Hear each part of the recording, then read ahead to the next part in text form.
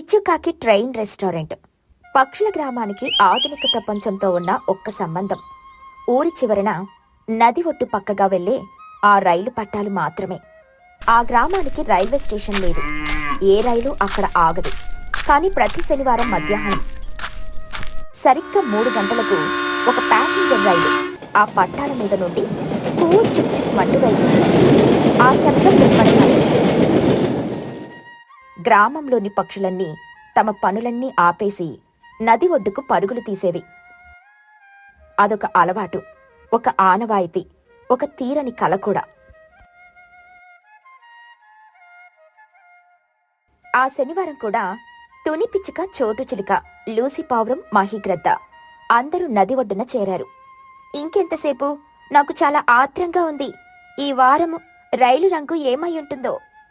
నాకు తెలిసి నీలంగానే ఉంటుంది. చాలాసార్లు అదే రంగు కదా చూశాం. కానీ లోపల కూర్చున్న వాళ్ళ ముఖాల్లో ఆ సంతోషం చూడాలి. అదృష్టవంతులు. నేను పట్నంలో చూశాను. రైలు ప్రయాణం అంటే అదొక అద్భుతమైన అనుభూతి. కిటికీ పక్కన కూర్చొని బయట ప్రపంచాన్ని చూస్తూ వెళ్తుంటే ఆ సమయమే తెలీదనుకో. దాని శబ్దం వింటుంటే నా రెక్కల్లో ఏదో తెలియని బలం వస్తుంది. అంత పెద్ద ఇనుప పెట్టి అంత వేగంగా ఎలా వెళ్తుందో నాకిప్పటికీ అంతు పట్టదు. ఒక్కసారైనా దాన్ని ఎక్కి దాని శక్తిని అనుభవించాలి. వాళ్ళలా మాట్లాడుకుంటూ ఉండగానే దూరం నుండి కూ అని శబ్దం వినిపిస్తుంది. అందరి ముఖాల్లో ఆనందం వెల్లివిరిసింది. పిల్లలు బుజ్జి, బన్నూలు గట్టిగా కేరింతలు కొడుతూ రైలొచ్చేస్తుందోయ్ అని గంతులు వేశారు. కొన్ని క్షణాల్లో ఆ పొడవాటి రైలు వాళ్ల కళ్ళ ముందు నుండి వేగంగా దూసుకుపోయింది. రైలు కనుమరుగయ్యే వరకు అందరూ నిశ్శబ్దంగా దానివైపే చూస్తూ ఉండిపోయారు. తుని పిచ్చుక నిట్టూరుస్తూ, మన జీవితంలో ఒక్కసారైనా మనం అలా రైలు ఎక్కగలమా? ఈ సంభాషణ జరుగుతున్నప్పుడు ఊరి మధ్యలో ఉన్న చిచ్చు రెస్టారెంట్లో చిచ్చుకాకి మాత్రం చాలా బిజీగా ఉంది. ఆమె ఆ గ్రామంలోకెల్లా ధనవంతురాలు. 10 సార్లు రైలు ప్రయాణం చేసింది. ఆమె రెస్టారెంట్ అంటే ఊర్లో అందరికీ ప్రాణం. ఎందుకంటే ఆమె ఎంత ధనవంతురాలైనా చాలా తక్కువ ధరకే రుచికరమైన భోజనం పెట్టేది. రెస్టారెంట్లో కస్టమర్లతో చిచ్చుకాకి ఇలా అంటుంది. ఏంటి కోహో, ఇంకాస్త పప్పు వేయమంటావా? మొహమాట పడకో. వద్దులే చిచ్చు, కడుపు నిండిపోయింది. నువ్వు చేసే వంట తింటే రోజంతా ఆకలేయదు. ఆమెకు ఊరి ప్రజలు రైలు పిచ్చి గురించి తెలుసు. వాళ్ళు పడే ఆరాటం చూసి తనలో తాను నవ్వుకునేది. ఒకరోజు రాత్రి ఆకాశం నల్లని దుప్పటి కప్పుకున్నట్లు మారింది. ఎవరూ ఊహించని విధంగా ప్రళయం లాంటి గాలివాన మొదలైంది. ఉరుములు మెరుపులతో ఆకాశం దద్దరిల్లిపోయింది. ఆ రాత్రికి చిచ్చుకాకి కష్టపడి నిర్మించుకున్న రెస్టారెంట్ ఆ ప్రచండమైన గాలివానకు తట్టుకోలేక పేక మేడల్లా కూలిపోయింది. మరుసటి రోజు ఉదయం వాన వెలిసింది. కాని చిచ్చుకాకి జీవితంలో చీకటి అలుముకుంది. తన రెస్టారెంట్ శిథిలాలను చూసి ఆమె గుండె పగిలింది. అక్కడే నేల మీద కూలబడి ఏడవడం మొదలుపెట్టింది. అయ్యో దేవుడా, నా సర్వస్వం నాశనం అయిపోయిందే. నా కళ్ళ ముందే నా కళ కూలిపోయిందే. ఆ వార్త తెలియగానే ఊరి ప్రజలందరూ అక్కడికి చేరుకున్నారు. వాళ్ల ముఖాల్లో కూడా తీవ్రమైన విషాదం నెలకొని ఉంది. చిచ్చు, బాధపడకు. ప్రాణాలతో ఉన్నాం. అదే 10,000. రెస్టారెంట్ మళ్లీ కట్టుకోవచ్చు. అవును చిచ్చు, నువ్వు ధైర్యంగా ఉండాలి. నీకే ఎలా అయితే మా సంగతేంటి? మాకు రోజు నీ చేతి వంట తినే అదృష్టం దూరం చేసినందుకు ఆ దేవుడికి కళ్ళు లేవు. ఇక మాకు తక్కువ ధరలో మంచి భోజనం దొరికే అవకాశం పోయినట్లేనా అని అమాయకంగా అంది లూసి పావురం. చిచ్చుకాకి కొడుకు చిన్ను తల్లిని ఓదారిస్తూ, అమ్మో, ఏడవకు. నువ్వు మళ్ళీ ఇంతకంటే పెద్ద రెస్టారెంట్ కడతావు. నేను నీకు సహాయంగా ఉంటాను. అలా రోజులు గడిచాయి. చిచ్చుకాకి ఆ షాక్ నుండి తేరుకోలేకపోతుంది. తన రెస్టారెంట్ శిథిలాల వైపే చూస్తూ గడిపేది. ఊరి ప్రజలు కూడా తమకు ఇష్టమైన రెస్టారెంట్ను కోల్పోయినందుకు దిగులుగా ఉన్నారు. ఒక శనివారం మధ్యాహ్నం చిచ్చుకాకి తన ఇంటి వరండాలో కూర్చొని ఆలోచిస్తూ ఉండగా దూరం నుండి రైలు శబ్దం వినిపించింది. ఆ శబ్దం ఆమె ఆలోచనలలో ఒక కొత్త ప్రకంపన సృష్టించింది. ఆమె కళ్ళు ఒక్కసారిగా మెరిశాయి. చిచ్చుకాకి తనలో తాను, ఆ రైలు ఊరి ప్రజల కల, నా రెస్టారెంట్ రైలు రెస్టారెంట్. ఆమె ముఖంలో చిరునవ్వు విరిసింది. పరిగెత్తుకుంటూ ఇంట్లోకెళ్లి చిన్నుని పిలిచింది. ఒరే చిన్నగా, నాకొక అద్భుతమైన ఆలోచన వచ్చిందిరా. ఏంటమ్మా అది? నీ ముఖం చూస్తుంటే ఏదో పెద్ద ప్లాన్ వేసినట్లే ఉన్నావు. నేను మళ్ళీ రెస్టారెంట్ కట్టబోతున్నాను, కానీ ఈసారి మామూలు రెస్టారెంట్ కాదు, ఒక ట్రైన్ రెస్టారెంట్. చిన్ను కాకి ఆశ్చర్యంగా, ట్రైన్ రెస్టారెంటా? అంటే అవునరా, మన ఊరి ప్రజలకు రైలు ఎక్కాలని కల కదా, నేను ఆ కలను నిజం చేయబోతున్నాను. ఒక పాత రైలు పెట్టుకొని మన ఊరికి తెప్పించి దాన్ని ఒక రెస్టారెంట్ గా మార్చేస్తాను. అమ్మో, ఆలోచన అద్భుతంగా ఉంది, కానీ అది సాధ్యమేనా? దానికి చాలా డబ్బు, అనుమతులు కావాలి కదా. ఆ సంగతి నేను చూసుకుంటాను, నువ్వు నాకు తోడుగా ఉంటే చాలు అని అంది ఎంతో ఆత్మవిశ్వాసంతో. ఆ రోజు నుండి చిచ్చుకాకి కొత్త ప్రయాణం మొదలైంది. పట్నం వెళ్లి రైల్వే అధికారులను కలిసింది. అమ్మా, మీ ఆలోచన బాగుంది, కానీ అది చాలా ఖర్చుతో కూడుకున్న పని. ఒక పాత పెట్టెను స్క్రాప్ కింద అమ్మగలం, అంతే. ఎంత ఖర్చైనా పర్వాలేదు సార్, మా ఊరి ప్రజల ముఖాల్లో ఆనందం చూడడం కంటే నాకేది ముఖ్యం కాదు. దయచేసి నాకు సహాయం చెయ్యండి. ఆమె పట్టుదలను చూసి అధికారులు అంగీకరించారు. చాలా ప్రయత్నాల తర్వాత ఒక తుప్పు పట్టిన పాత రైలు పెట్టెను కొనడానికి ఒప్పందం కుదిరింది. దాన్ని గ్రామానికి తరలించడం ఒక పెద్ద సాహసం. కాని చిచ్చుకాకి ఏమాత్రం వెనుకడుగు వేయలేదు. ఒకరోజు ఊరి ప్రజలందరూ ఆశ్చర్యపోయేలా ఒక పెద్ద లారీ మీద ఆ పాత రైలు పెట్టె గ్రామంలోకి అడుగుపెట్టింది. అమ్మో, నిజంగా రైలు పెట్టెని తెప్పించింది. ఈ చిచ్చుకాకి మామూలుది కాదు. దీంతో ఏం చేస్తుందో ఏంటో, దీనికి పిచ్చి పట్టిందేమో. చిచ్చుకాకి వాళ్ళ మాటలను పట్టించుకోకుండా నది ఒడ్డున తన పాత రెస్టారెంట్ స్థలంలో ఆ పెట్టెను దించింది.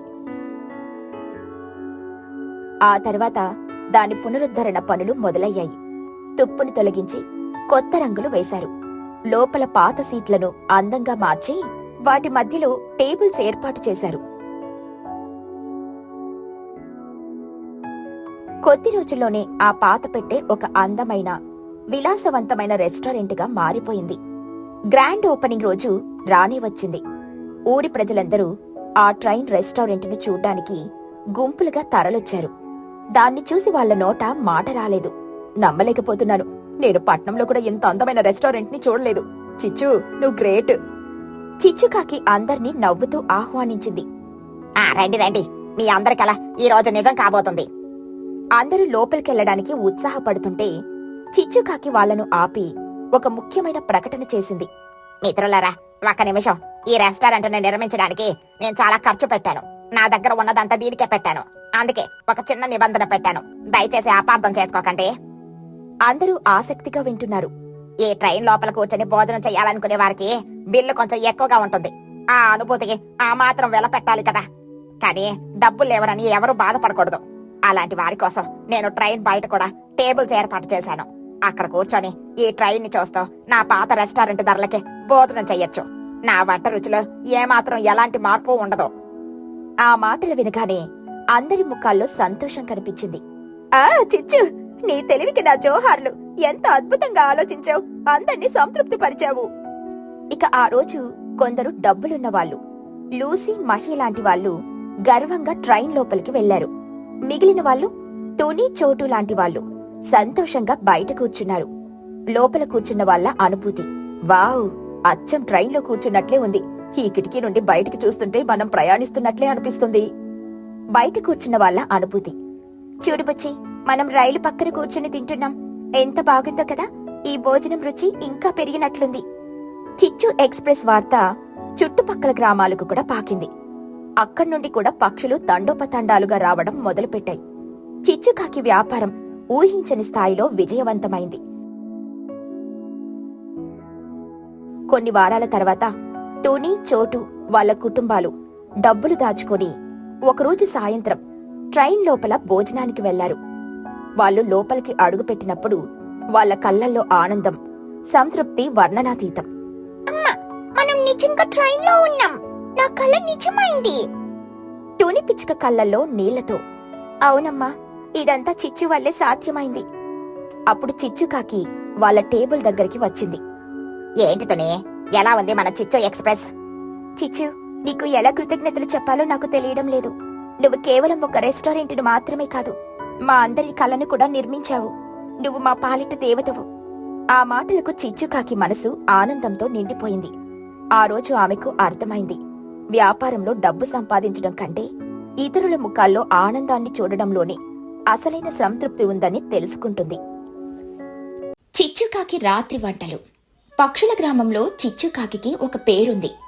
కాదు కాదు, చాలా పేర్లున్నాయి. కొందరు ఆమెను పిసినారి చిచ్చు అంటారు, మరికొందరు డబ్బుల పిశాచి అంటారు. ఆమె కొడుకు చిన్ను మాత్రం ప్రేమగా అమ్మా అని పిలుస్తాడు. చిచ్చుకాకి పిసినారితనానికి పరాకాష్ట. గ్యాస్ అయిపోతుందేమోనని గట్టిగా ఊపిరి కూడా పీల్చదు. ఆ ఏడాది ఎండలు మండిపోతున్నాయి. ఇళ్లల్లో ఉక్కపోత భరించలేక పక్షులన్నీ రాత్రిపూట పెరట్లో మంచాలేసుకొని చల్లగాలికి నిద్రపోవడం మొదలుపెట్టాయి. ఇది చూసిన చిచ్చుకాకి మెదడులో ఒక బల్బు వెలిగింది. కాదు, ఒక ఫ్లడ్ లైట్ వెలిగింది. ఒకరోజు రాత్రి కొడుకు చిన్నుకు నీళ్ల చారు పోసి అన్నం పెట్టింది. అమ్మో, ఇదేంటమ్మా, రోజు ఏ నీళ్ళ చారైనా, కనీసం ఇందులో ఒక పప్పు గింజైనా వెతుకుతామంటే కనిపించడం లేదు. ఒరే చిన్నుగా, మాట్లాడకుండా తినరా. పప్పు ధరలు ఆకాశంలో ఉన్నాయి. మనం ఆదా చెయ్యాలి. రేపటి నుండి నీకు రోజు పండగ భోజనమే. చూస్తూ ఉండవు అని కన్ను గీటింది. ఆ రాత్రి గ్రామం మొత్తం గాఢ నిద్రలో ఉండగా చిచ్చుకాకి తన అసలు రూపాన్ని బయటపెట్టింది. చేతిలో కొన్ని ఖాళీ గిన్నెలు పట్టుకుని దొంగల అడుగులో అడుగు వేసుకుంటూ బయలుదేరింది. ఆమె మొదటి టార్గెట్ తుని పిచ్చుక ఇల్లు. పెరట్లో తుని, బుజ్జి హాయిగా గురకపెట్టి మరీ నిద్రపోతున్నారు. చిచ్చుకాకి వాళ్ళని చూసి, వీళ్ళ గురక శబ్దానికి దొంగలు కూడా భయపడి పారిపోతారు అని మనసులో అనుకుని నెమ్మదిగా వంటగదిలోకి దూరింది. చిచ్చుకాకి వంటగదిని చూసి, అబ్బా, తునికి ఎంత ధైర్యం! గ్యాస్ సిలిండర్ నిండగా ఉంది. టొమాటోలు చూడు, యాపిల్ పళ్ళలా ఎంత ఎర్రగా ఉన్నాయో. నా డబ్బులైతే ఇలా వృధా చేయను అని గొనుక్కుంటూ వెంటనే పని మొదలుపెట్టింది. టుని బియ్యాన్ని, పప్పును తీసుకుని కమ్మటి పప్పుచారు పెట్టింది. టొమాటాలతో పచ్చడి చేసింది. వేడివేడిగా అన్నం వండింది. ఆ వాసనకే ఆమె కడుపులో ఎలుకలు పరిగెత్తాయి. కాని ఒక్క మెతుకు కూడా ముట్టలేదు. తనతో తెచ్చుకున్న గిన్నెల నిండా ఆ వంటకాలను నింపుకుంది. ఆ తర్వాత ఒక ప్రొఫెషనల్ దొంగల వాడిన గిన్నెలన్నిటినీ సబ్బు పెట్టి తలతలా మెరిసేలా కడిగి ఎక్కడివక్కడే సర్ది పెట్టింది. ఒక్క ఆధారం కూడా వదలకుండా గ్యాస్ బండను శుభ్రంగా తుడిచి, అమ్మయ్య, నా పని అయిపోయింది. రేపు ఉదయం తుని నాకంటే శుభ్రంగా ఉన్న తన వంటగదిని చూసే ఆశ్చర్యపోవాలి అనుకుంటూ చీకట్లో కలిసిపోయింది. ఇక ఇంటికెళ్ళాక చిన్నును నిద్రలేపింది. ఒరే చిన్నగా, లేరా, చూడు నీకోసం ఏం తెచ్చాను. నిద్రమత్తులో ఉన్న చిన్ను ఆ పప్పుచారు వాసనకు ఒక్కసారిగా లేచి కూర్చున్నాడు. ఓ అమ్మో, ఇదేంటి, మన ఇంట్లో ఈ వాసనేంటి? కలో నిజమో? నువ్వు నిజంగా పప్పు ఉండవా? నేను వండలేదురా, మన అదృష్టం వండింది. మాట్లాడకుండా తిను అని చెప్పి ఇద్దరు కడుపు నిండా తిని హాయిగా పడుకున్నారు. ఇక మరుసటి రోజు ఉదయం తుని పిచ్చుక నిద్రలేచి వంటగదిలోకి వెళ్ళింది. అమ్మో, నా వంటగదేంటి ఇలా మెరిసిపోతుంది? నేను రాత్రి ఇంత శుభ్రంగా కడిగానా? ఏమో, నిద్రలో ఏమైనా చేశానేమో.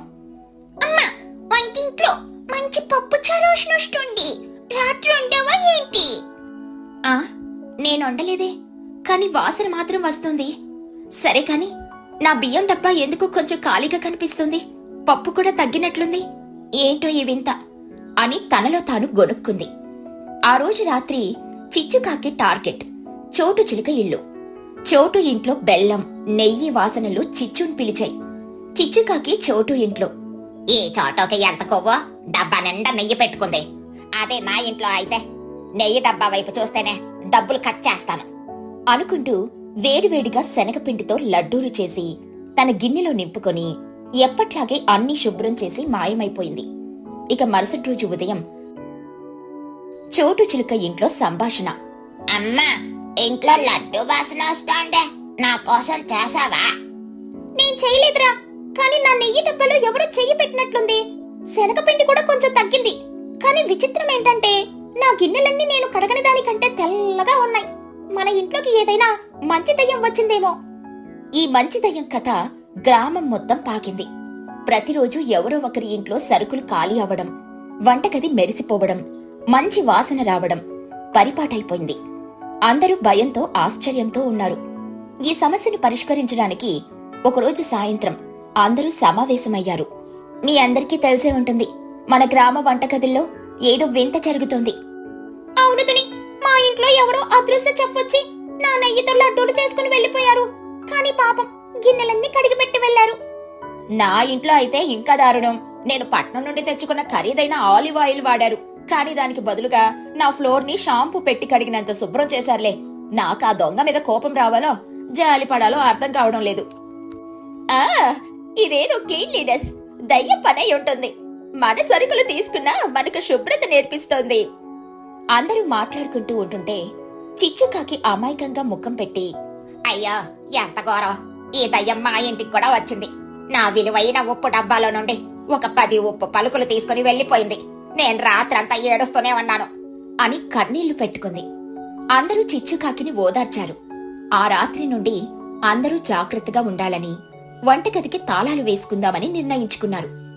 ఆ సమావేశం తర్వాత చిచ్చుకాకి భయం వేసింది. అమ్మా, వీళ్ళు చాలా సీరియస్ గా ఉన్నారు, దొరికితే నా పరువు పోతుంది అని అనుకుని కొన్ని రోజుల పాటు తన రాత్రి వంటల కార్యక్రమాన్ని ఆపేసింది. మళ్లీ ఇంట్లో నీళ్లచారు కథ మొదలైంది. అమ్మో, ఏమైంది? ఆ మంచి దయ్యం మన ఇంటికి రావడం మానేసిందో? మళ్ళీ ఈ చారేంటి? ఆ దయ్యానికి జలుబు చేసిందట్రా, అందుకే రావడం లేదు. అయ్యో, అయితే మన గతి ఇంతేనా అని ముఖం చిన్నపుచ్చుకున్నాడు. కొడుకు ముఖంలోని నిరాశను, తన పిసినారితనాన్ని తట్టుకోలేక చిచ్చుకాకి మళ్లీ తన సాహసయాత్రను మొదలు పెట్టాలని నిర్ణయించుకుంది. ఈసారి దొరకకుండా ఇంకా జాగ్రత్తగా ఉండాలి అని అనుకుంది. కాని ఆమె మొదలుపెట్టిన మరుసటి రోజే గ్రామంలో మళ్లీ కలకలం మొదలైంది. దయ్యం ఈజ్ బ్యాక్ అంటూ అందరూ మళ్లీ సమావేశమయ్యారు. మళ్లీ మొదలైంది. ఈసారి నా ఇంట్లో పులిహోర చేశారు, నా ఇంట్లో బూరెలు. ఈసారి చిచ్చుకాకి రాలేదేంటి సమావేశానికి? అవును కదా, అదే నాకు అనుమానంగా ఉంది. పోయినసారి ఉప్పు పోయిందని ఊరంతా ఏడ్చింది, ఈసారి రాలేదంటే ఏంటర్థం? అందరిలోనూ చిచ్చుకాకి మీద అనుమానం బలపడింది. నాకు ఆలోచన వచ్చింది. మనం మాటలతో సమయం వృధా చేయడం కంటే టెక్నాలజీని వాడుకుందాం. మనమందరం మన ఇంటి ముందు సీసీ కెమెరాలు పెట్టుకుందాం. అప్పుడు దొంగ ఎవరో దొర ఎవరో తెలిసిపోతుంది. ఈ ఆలోచన అందరికీ నచ్చింది. వెంటనే అందరూ తమ ఇంటి ముందు వంటగదికి కనిపించేలా సీసీ కెమెరాలను ఏర్పాటు చేసుకున్నారు. ఈ విషయం తెలియని చిచ్చుకాకి ఆ రాత్రి తుని పిచ్చుక ఇంట్లో ఫ్రెష్ గా కొన్న పన్నీర్ వాసన చూసి, ఈ రోజు చిన్నోకి పన్నీర్ బటర్ మసాలా చేసి పెడతాను అని నిర్ణయించుకుని పని ముగించుకుని అన్ని శుభ్రం చేసి చిచ్చుకాకి తన ఇంటికి వెళ్లిపోయింది. ఇక మరుసటి రోజు ఉదయం తుని పిచ్చుక ఎంతో ఉత్సాహంగా కెమెరా ఫుటేజ్ చెక్ చేసింది. అది చూడగానే ఆమె షాక్ అయింది. అమ్మో, దయ్యం కాదు, దయ్యాలకి అమ్మ మొగుడు ఈ చిచ్చుకాకి అని గట్టిగా అరిచింది. వెంటనే ఆ ఫుటేజ్ ను ఊరందరికీ చూపించింది. అది చూసి అందరూ పగలబడి మరీ నవ్వారు. కొందరు కోపంతో ఊగిపోయారు. అందరూ కలిసి ఒక ఊరేగింపులా చిచ్చుకాకి ఇంటికి బయలుదేరారు. వాళ్ళు వెళ్లేసరికి చిచ్చుకాకి చిన్ను ఇద్దరు వరండాలో కూర్చొని వేడి వేడి పన్నీర్ బటర్ మసాలాను పూరీలతో తింటున్నారు. ఏంటి చిచ్చుగారు, టిఫిన్ చేస్తున్నారా? పన్నీర్ బటర్ మసాలా భలే కుదిరినట్లుంది. నా పన్నీర్, నా వెన్న, నా మసాలాలు, కాని వంట మాత్రం నీదే. ఒప్పుకోవాలి. చిచ్చుకాకి అది విని షాక్ అయింది. ఏంటి తనే, ఏం మాట్లాడుతున్నావు? నేనెందుకు నీ ఇంట్లో వంట చేస్తాను అని అమాయకంగా అడిగింది. లూసీ పవరం ముందుకొచ్చి సీసీ కెమెరా ఫుటేజ్ చూపించి, ఈ సినిమాలో హీరోయిన్ నువ్వే చిచ్చు, నీ నటనకు ఆస్కార్ అవార్డు ఇవ్వచ్చు. ముఖ్యంగా ఉల్లిపాయలు కోసేటప్పుడు నీ ఎక్స్ప్రెషన్స్ అద్భుతం అని అంది. ఇక తప్పించుకునే దారి లేదని తెలుసుకున్న చిచ్చుకాకి కొత్త నాటకం మొదలుపెట్టింది. చిచ్చుకాకి ఏడుస్తూ, అయ్యో మీకు తెలియదు, నాకు నిద్రలో నడిచే జబ్బుతో పాటు నిద్రలో వంట చేసే జబ్బు కూడా ఉంది. రాత్రి ఏం చేస్తానో నాకే తెలియదు. ఉదయం లేచి చూస్తే నా గిన్నెల్లో ఎవరో వండిన వంటకాలుంటున్నాయి. నేనే ఆశ్చర్యపోతున్నాను. ఆ మాటలకు అందరూ ఒక్కసారిగా నిశ్శబ్దమై ఆ తర్వాత పగలబడి మరీ నవ్వారు. చిచ్చు, నీ నాటకాలు, నీ పిసినరితనం గురించి ఊరందరికీ తెలుసు. నిజం ఒప్పుకో. చివరికి చిచ్చుకాకి నిజం ఒప్పుకుంది. అవును, గ్యాస్ సరుకుల డబ్బులు ఆదా చేద్దామనే అలా చేశాను, నన్ను క్షమించండి అని అందరి కాళ్ల మీద పడింది. అందరూ ఆమెను బాగా తిట్టారు. కాని ఆమె పరిస్థితికి జాలిపడి ఇప్పటి వరకు వాడిన సరుకులన్నిటికీ లెక్క కట్టి డబ్బులివ్వు, ఇంకోసారి ఇలాంటి పని చేశావంటే ఊరుకోం అని హెచ్చరించి మరీ వెళ్లిపోయారు. ఆ రోజు సాయంత్రం చిచ్చుకాకి జీవితంలో మొదటిసారిగా తన సొంత డబ్బులతో కిరాణా కొట్టుకెళ్లి సరుకులు కొనడం ఊరంతా చూసి చాలా సంతోషపడ్డారు.